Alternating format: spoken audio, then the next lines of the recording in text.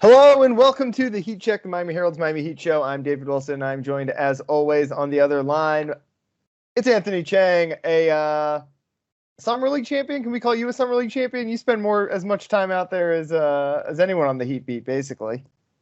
Yeah, that was a moment I'll never forget in my career. I mean, covering a championship run.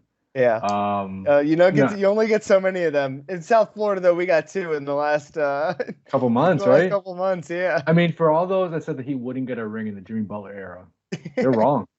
They're totally wrong. No, but all kidding aside, because there's a lot of jokes you can make, and it's been funny, kind of like joking about it. It was impressive. Yeah. Good for those guys. They worked hard for 2 or 3 weeks, in San Francisco and Vegas, and they played really well. They put a really good summer league team together. A lot of talented guys. A lot of guys who were, I think one of the most impressive things, and we're gonna get into this later on in the episode, but summer league, a lot of times it's guys out for themselves, right? Because they're trying to get a contract, trying to get a roster spot somewhere, whether it's in the NBA or overseas, trying to do have their own agenda. But with the Heat, you could see all those guys bought into kind of just playing for each other, and they did that, and that's why they won a championship, and that's why they got rings last night. So good for them. Yeah. Yeah, the Heat clearly, they committed to being in the summer league, right? Not many teams do the double dip, right? Playing in multiple tournaments. That's probably less than half the teams do that. And obviously a lot of those teams are just like the California teams that are already out there. The Heat, came out from the East Coast, went out to California, got a little bit of extra work there. Obviously having Jaime Jaquez playing early in summer league helped out too. Obviously, they're fine without him as well, but when he's pretty much as talented, as accomplished a player as there was in the field at the start of the tournament. But obviously, I think the most encouraging thing is we'll talk a little bit. We'll talk about some of the guys who aren't necessarily part of the Heat's long-term plans as we go here. Josh Christopher obviously will be a big topic of conversation as we go on. But the really encouraging thing is that their rookies were kind of the centerpiece, right? Pele obviously hits the game-winning shot in the title game and was really good throughout. And Kel'el Ware, he was pretty much as good as any rookie out in Vegas, especially when you consider he did it across they had 7 games out in Vegas, I guess, when you 6 games out in Vegas. 6 in Vegas. Games. Yeah. So that's the really encouraging thing is it's just summer league. And it's not really surprised me that Pele looked good because guards, ball dominant guards tend to look good in summer league. If they don't, it's kind of a bad sign. But Kel'el Ware is not the kind of guy that you look at and you say this guy's going to tear up summer league, right? He's a big man who needs someone to set him up, and obviously the Heat. That's part of why it's so important to take the summer league seriously, because if you're developing a guy like Ware, you need guys to set him up. But he did he looked he was as advertised and kind of even more out there in Vegas. Yeah, I think that's probably the most encouraging thing is that those 2 guys who are on your standard roster are going to be in your standard roster unless there's an unexpected trade here in the coming months. They're going to be on the roster next season. They might even play a little bit. Ware at this point, I don't think he'll be in there every day, but I kind of thought we were in for kind of a Jovic type rookie year for him. I don't know about that. Yeah. No, it seems more like I want to say Derek Lively, because by the end of that season he was the 4th best player in the Mavericks. But for a lot of this, there's a lot of big men who kind of come in and out and can help you out in stretches of the season where you play well. That seems more like what he's going to give you. Yeah, he averaged 18 points, 8 rebounds. He had 5 double-doubles in 8 summer league games. Just was consistent, right? Just a consistent force. There were some games where you're he's not doing as that much. It was even the championship game. He was kind of quiet most of the night. Mm-hmm. He ended up with 23 and 10. It was just, he has great touch around the basket. Just really good touch around the basket. Good play finisher on lobs, on post-ups. Didn't really make many threes in summer league, which I know that's what people are kind of looking for that. He made a couple. But again, I think you and I have spoken about this. I don't think that's going to be his role early on. He's not going to be dependent to take 5 threes a game. That's just not the way Eric Spoelstra works, right? He's going to have to is into that and kind of earned that type of leeway, he's going to be a guy that's going to be used for lobs, rebounding, rim protection. Yeah. And you saw all of that in Summer League. Again, it's Summer League, but the fact that he was one of the best players out there is a good sign. He made all Summer League first team. Like you said, among rookies, he was, if he's all Summer League first team, he's top 5, right? Probably among rookies, at least. So that was really encouraging. And Pelle Larsson, look, at the start of Summer League, he wasn't great. Even at the start of Vegas, he wasn't great. He had some shaky games, really inefficient, a lot of turnovers, kind of playing out of control. Even when I spoke with him for a story I'm writing later this week, he spoke about how he felt like he was playing too fast, speeding himself up. The last few games, trying to look here, he played a lot better. Averaged 15 points, 4 rebounds, 4 assists, 1 steal game on 50% shooting from the field, 50% shooting on threes. He played a lot better as Summer League went on, and obviously that game winner in the championship game. Yeah, he kind of does a little bit of everything. Is he the best defender? No, but he can defend. Took a few charges. He can stand in front of guys. He can knock down the 3. Another guy that I don't know. Again, I don't know if he's gonna play right away. He has a lot of guards, but he's a two-way guard that you can put on the court, and he's gonna give you effort on both ends. He's not gonna be a traffic cone on defense. And again, he can make open shots, and he is athletic enough to drive past you to close out hard on him and make good reads. So another interesting prospect and encouraging with the way he finished Summer League. Yeah, Pelle, it's hard to imagine he's going to be a real contributor this year. Just the thing he's going to have to do is find, I know you mentioned he's like a guy who's not great at one thing, but good at a lot of things. That doesn't always work with the second round picks. Like, you kind of have to find a calling card. So that's going to be the big thing for him, I think, over the next year. And the Heat are so good at figuring out players' strength, 1 or 2 strengths, and just maximizing that. So, would not be surprised if this time next year we're starting to talk about him as a guy who's going to help this team. But I think they're going to have to kind of drill down on what he can be for them. I think the questions for him coming into this year are going to be really at this point, the only questions are the things that can't get tested in Summer League, right? And those things are probably the physicality, right? Because the NBA players are just a lot bigger, and he's more physical. He needs to add weight, and he needs to add weight. So that's not surprising that was not no one was able to expose that potential weakness for him in Summer League. And when we make that point, there was one game against the Celtics. I think it was the first game of Summer League. I forget who the center was; it's slipping my mind. But it was an experienced Celtics center, big, strong, built center. Where had 3 rebounds that game.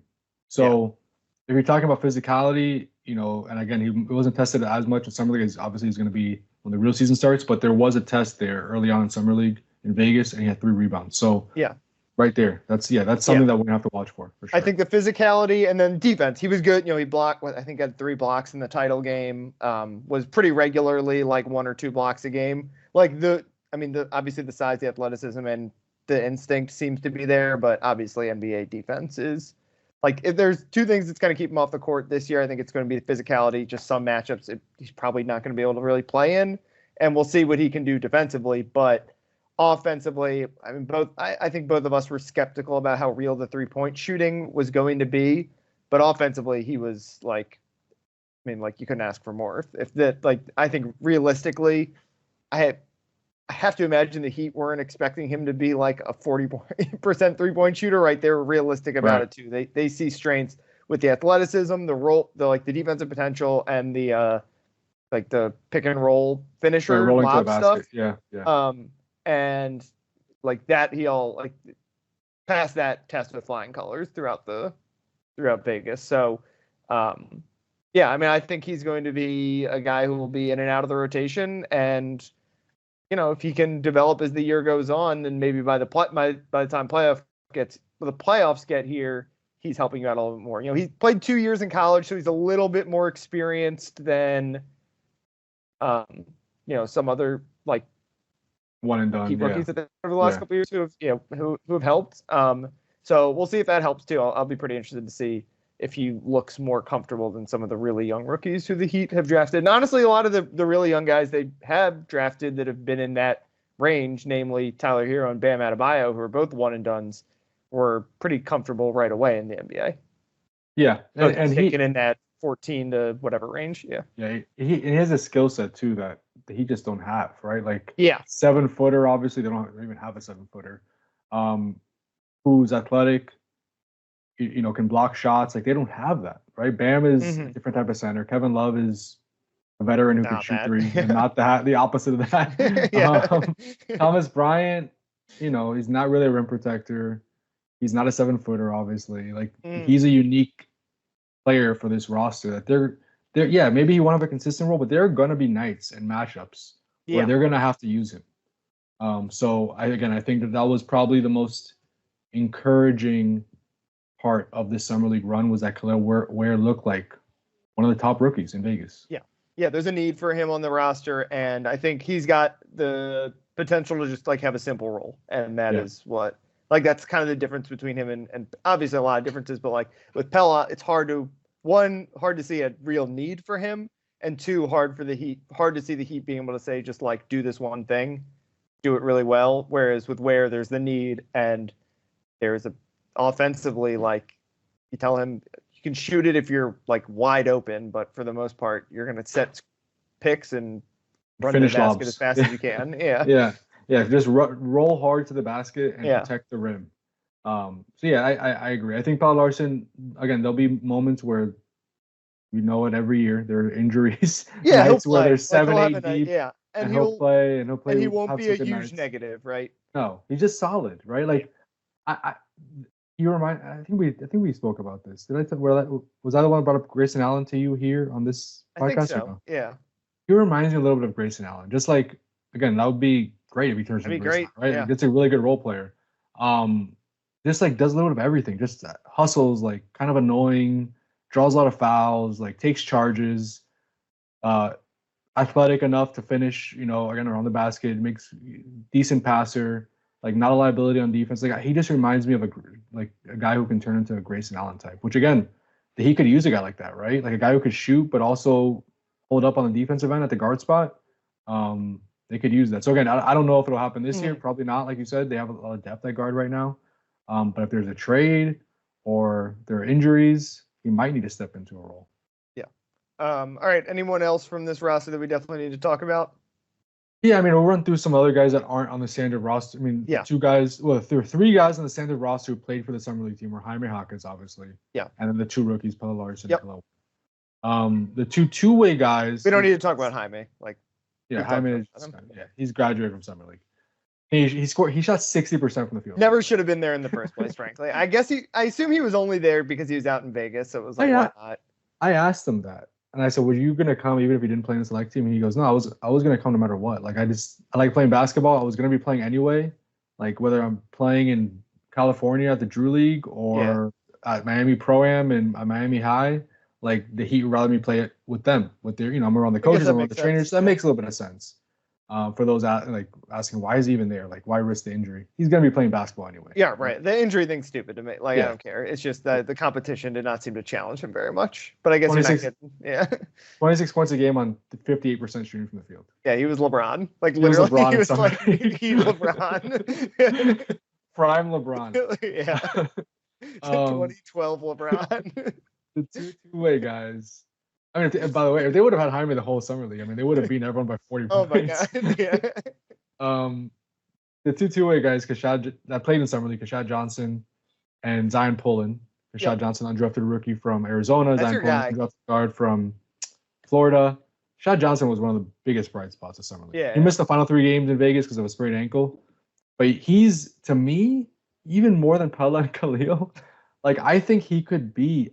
I could see the easiest pathway for him for minutes. How did people let the Heat get him? He's the most obvious Heat guy. And we called him a month before the draft. Talked about him before the draft. He goes undrafted and immediately signs with the Heat. And someone should have taken him in the second round. Is it already all Heat culture? Just oozing Heat culture, just fits in perfectly. Probably gonna be the next Udonis Haslem for the team. It's all there for him. But you could just see it. Nothing. He wasn't putting up these amazing stats, but just switching everything on defense. 6'10" wingspan, blocking shots. he had one of, I think he had the highest max vert in the combine, or tied for the highest max vert in the combine. Mm-hmm. Like really, gets up on alley oops in the fast break, can knock down a three. He had 9 steals and 6 blocks in 6 summer league games. Just all the little things that Eric Spoelstra loves at the 4 next to Bam, right? Yeah. Like an undersized power forward that can guard up, can knock down shots, and also he's athletic. By the way, like Jay Crowder and PJ Tucker, like they weren't not athletic, but they weren't this type of athlete, right? Yeah. Especially PJ was like at the end of his career, like yeah. So he just fits the mold of a guy they would play at that spot. And yes, they have Haywood Highsmith right now, right? But yeah, I do think he could at some point play meaningful minutes for this team because of that skill set and because he's an older rookie, right? He played 5 years in college, like he's a little more ready than others at this point. So he was another bright spot that he was kind of as advertised. Like he did not disappoint me. He was more than advertised, actually. Like he was really impressive. Another guy, Isaiah Stevens, undrafted guard from Colorado State.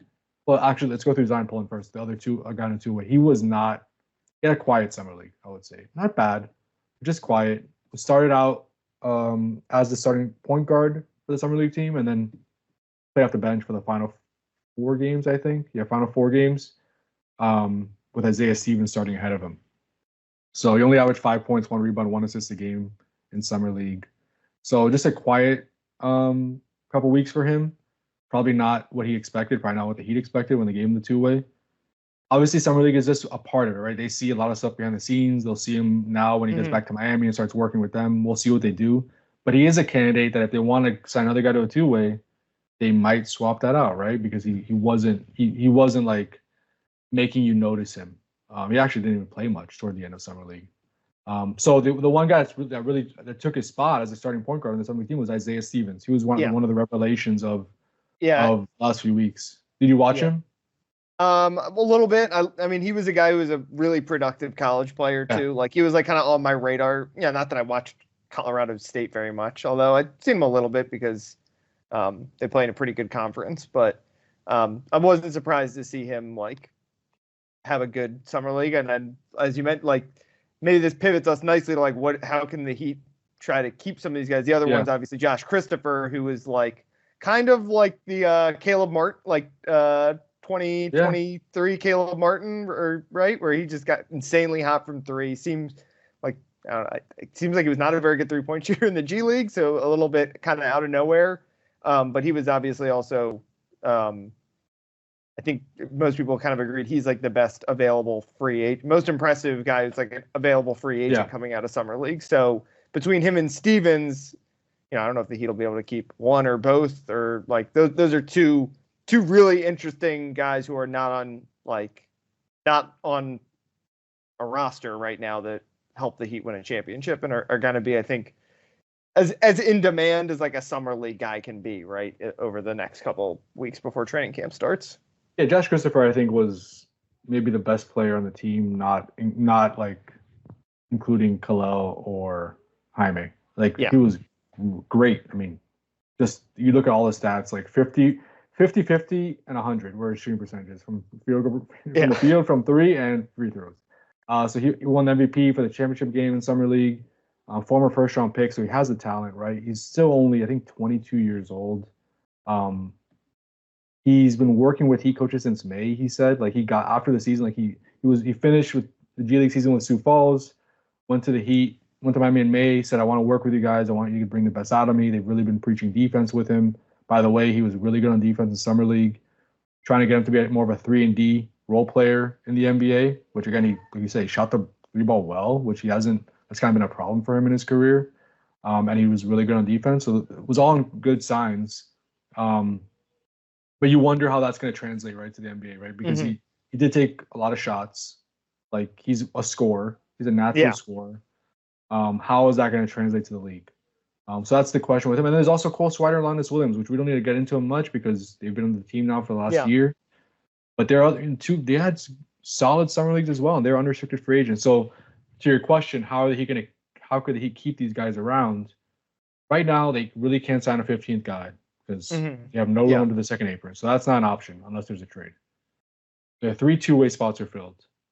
They have Isaiah Stevens signed to an Exhibit 10 contract, which basically it prevents other teams from signing him away. So that's good. He's protected right now. Yeah. He basically have until the start of the regular season to decide whether they waive him from that Exhibit 10 contract or they move him to a two-way or a standard spot. Most likely a two-way in that case. So they can kind of slow play Isaiah. Even if they know they want to move him to a two-way right now, there's no rush because they have him under an Exhibit 10 contract.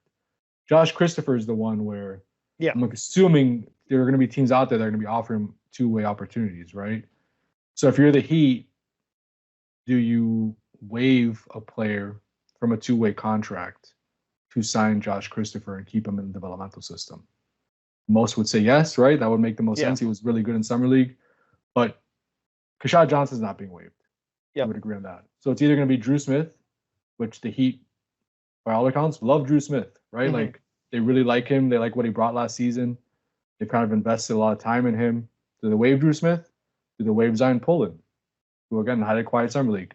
Those are probably the two most likely options if you're going to bring Josh Christopher in. And then Cole Swider, Alonnis Williams.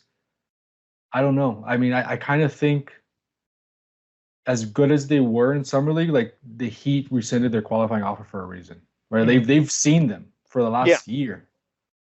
So I just don't know if the Heat maybe have just moved past that and kind of we're going to let them go. We'll see. But Josh Christopher is the one that I would think they would like to keep right around. So if that's the case, they're going to have to make a decision there of opening up a two-way slot for him.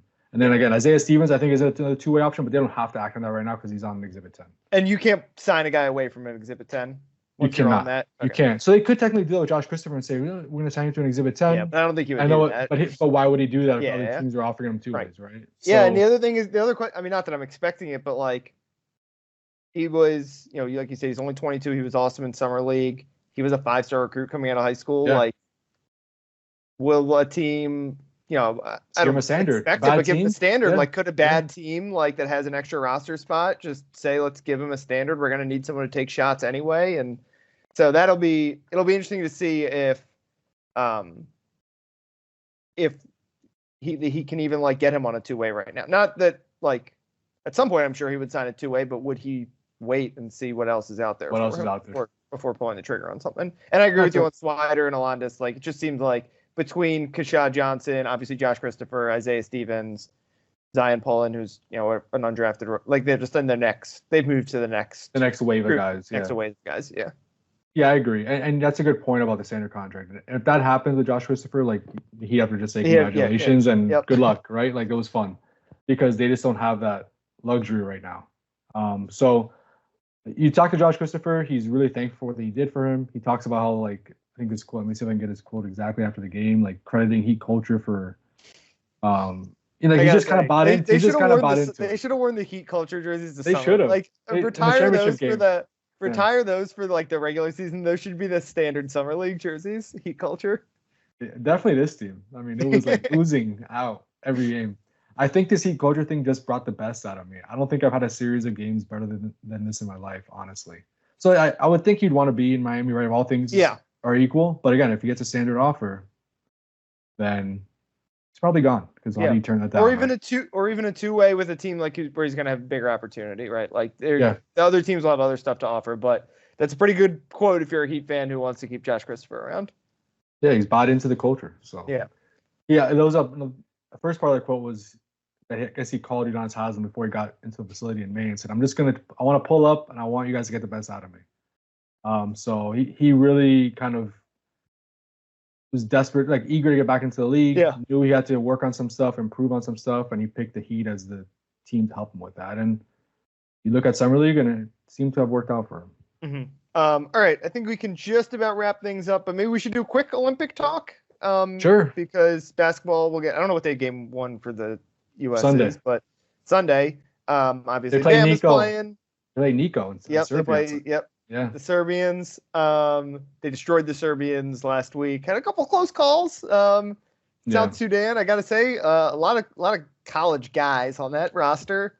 That guy is good. What's his name? Carlick Jones. Yeah. He deserves to be on the NBA roster. Speaking of guys who deserve an opportunity. He was the G League MVP last year. MVP, right? Yeah. He's talented. He can score. Yeah, just a little small, I think, is like kind of always a knock on him. But yeah, I mean, I remember he was a big I think what ended up at Louisville, he was like a huge transfer target one year, like one off season, kind of like early days of transfer portal. Bam has been just rock solid, and Yeah, I think like when I think about what this and the U.S. should be doing to close games, Bam should be in that group. I think Bam and AD. I mean that Bam and AD, unless you're or Bam and like Bam. 2 of 3 of like Bam, AD, Durant, right? Like that should be your kind of main front court guys. It's been really fun to see that Bam AD front court team. Yeah, I mean the 2 best defensive players in the league probably. Maybe Giannis, but like those are the 2 guys, right? Depending on what you like from your defender, like I would say yes, right? But some people like the traditional rim protector. But just for everything they can do, how dynamic they are, those are. I mean, AD is also like has been the best rim protector in the league too, and like they need to do it. So it's like that's why I love about them is that Bam, it's obviously his one like weakness is he's not a great rim protector, and AD you can do like both of them can roam, but also like when you need to, AD can like drop back and swat protector. Yeah. No, I'm surprised they had some close calls to be honest because I honestly think this roster should be. It's probably the best Team USA's ever had. Like when you look at it from top to bottom. Obviously, competition's a lot better than it was. Yes. I just saw that the Dream Team played 9 NBA players in their Olympic field, and this current Olympic field has 61 NBA players on other rosters. It's different. So it's different, but I still like to think that when they're not messing around and can just basically say like LeBron and Steph run the offense, that they're not good. I mean, they'll be challenged obviously because there's other good teams, but like you can the LeBron Steph dynamic has been the real highlight, I think, and hopefully will be through the Olympics. LeBron, what he's doing, I know this is kind of like a storyline everyone talks about, but he's gonna be 40 in like 5 months, and he's been the best player on the team. It's just crazy. It's just crazy what he's doing at this age. And how he just takes over games at the end still. At this point of his career. Like he's almost Udonis Haslem's age. I know. It's insane. It just doesn't make sense. But it's been really fun. I'm looking forward to the next few weeks of just watching. Like we go from this summer league run, this magical summer league run, to the Team USA, to watching Nikola Jovic, who we didn't even know if he was going to play in the Olympics. An injury.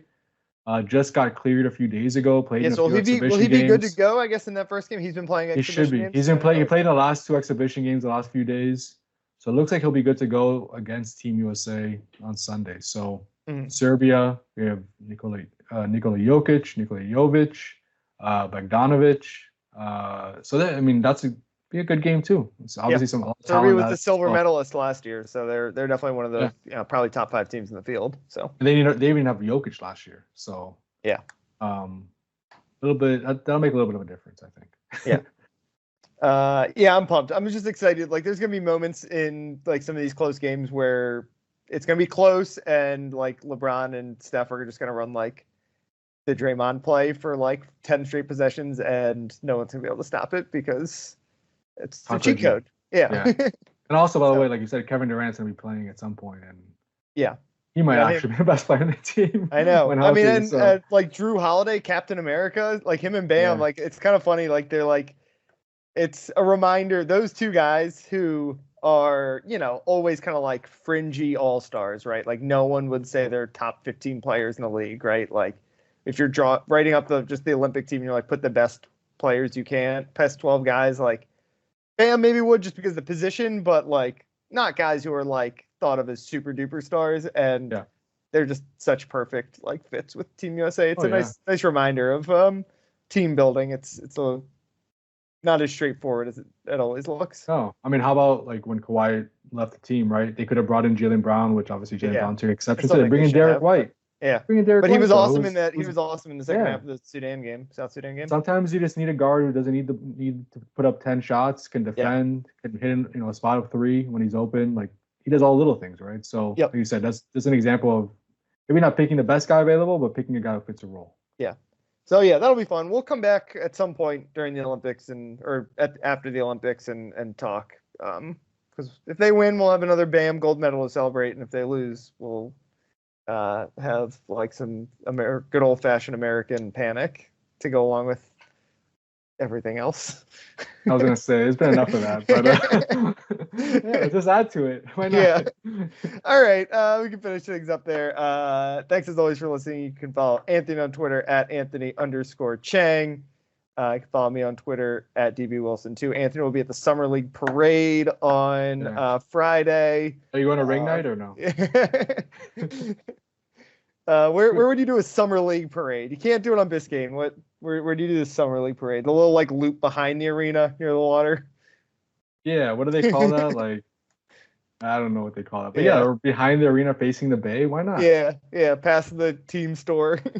Yeah, you got to honor these guys somehow, right? I don't know if they will. I mean, it's a fun thing. Put one of the pictures. Why don't you dedicate like one little photo on Championship Alley? Put a banner somewhere, like somewhere in like the weight room or something. Like next to Michael Jordan's jersey. Yeah, there you go. Between Dan Marino's and Michael Jordan's jersey. Summer League champs 2024. All right. Thanks again. We will talk to you guys later.